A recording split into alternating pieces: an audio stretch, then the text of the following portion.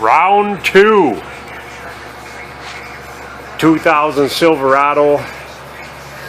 I just did an ABS module on this. It's not getting any codes. He calls me up. He's like, I come to a stop and it won't stop. It's growling. I almost ran into somebody.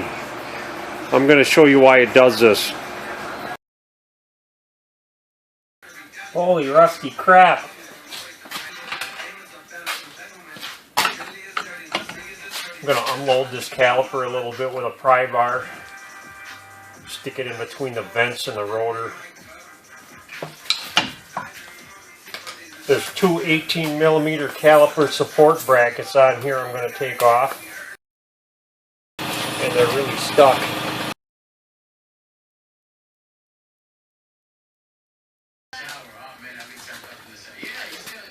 Super rusty rotor.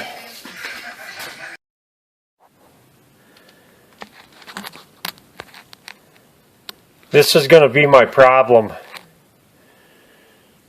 These wheel speed sensors, they're super rusted, and what happens is the rust builds up underneath the sensor and it pushes it out. So on really slow speeds, like usually under 8 miles an hour, sometimes the reluctor doesn't read the sensor because the sensor's too far away from the reluctor.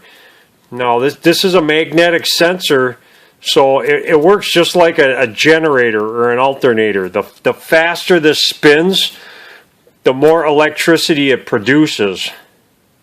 So you get an AC wave signal out of it, and at really low speeds, if it's not close enough, it's not going to pull a wave signal. So it's going to think that the wheel is not moving. It's going to think that the wheel's locked up when it's actually spinning, and it's going to activate your ABS and think that it's going to need to try to slow the car down with the ABS.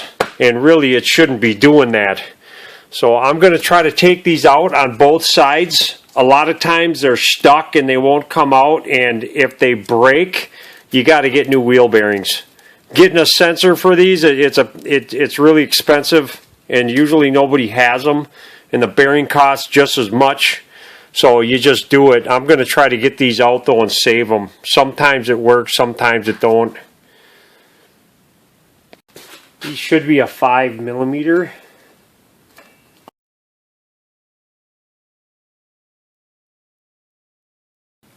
Ooh, it's moving. Ooh, ooh, ooh. I'm lucky. I'm going to get it. I got to give myself a little more wire to deal with. There, I'm going to turn this wire a little bit so I can get it out like that. See all that rust? It's super thick. Now when I do this, I want to try to not get any rust in that hole. But yeah, it's all this rust on the top side right here. Let me see if I can get a better pitch shot of that. There it is. Yeah, it's all the rust on the top side. It's lifting that sensor up. As a guess, I'd say that's about 30 thousandths of an inch worth of rust. That's a lot. So this thing's probably had this problem for a long time. He just bought this truck too, so he's pretty much bringing it back from the dead. So the guy that owned this vehicle before probably had this same problem along with his ABS issue.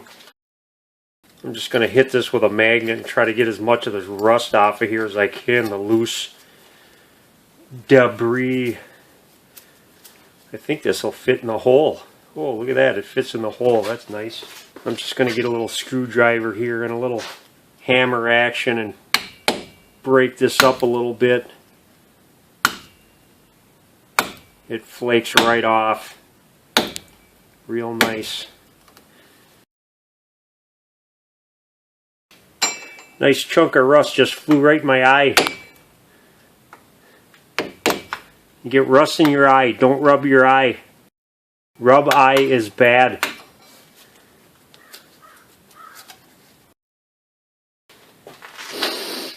Okay, I'm back. I got safety glasses this time. Well, that should be good. All the loose flakes are gone. Get a little file action going on here.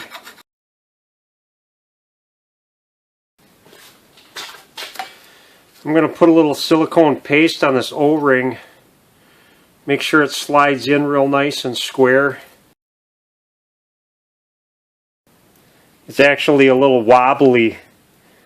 That's kind of wrong, because as soon as I bolt it down, there's going to be a little gap. Because this thing had rust on it for a long time, it probably bent this sensor a little bit.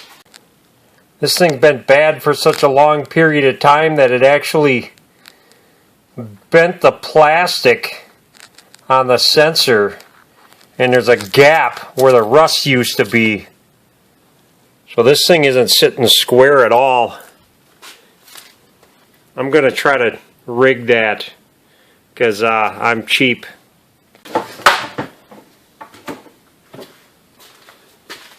So I'm going to take it back out again. Make sure there's no crud stuck to the sensor.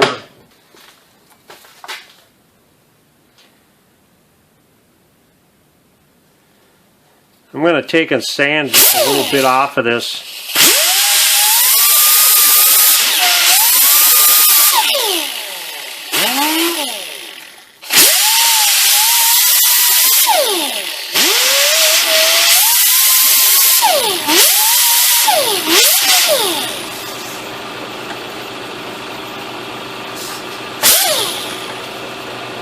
Really, I don't know what I'm doing. I didn't take any off of this edge, I just took it off of like half of the inside. Maybe that'll help me. Maybe that'll help me be cheap. Yeah, it doesn't walk too much anymore. It's nice and sturdy. Yeah, that looks pretty good. I'm going to put this together and do the same to the other side. Yeah, that's nice and square now. That looks really good. One more thing I'd like to add on this. Sometimes I run into this when you put aftermarket wheel bearings in this. Sometimes they put shims in between the wheel bearing and the sensor. And I've had it where people drive the car like a year down the road, they come back to me with the same problem, and all I got to do is pull this sensor out and there'll be a bunch of shims in here. They're like 5 to 10 thousandths of an inch thick. And usually I just pull out like 15 thousandths of an inch of shims and put it back in, and they don't have a problem. So there it is. That's my fix for the day. Okay, bye.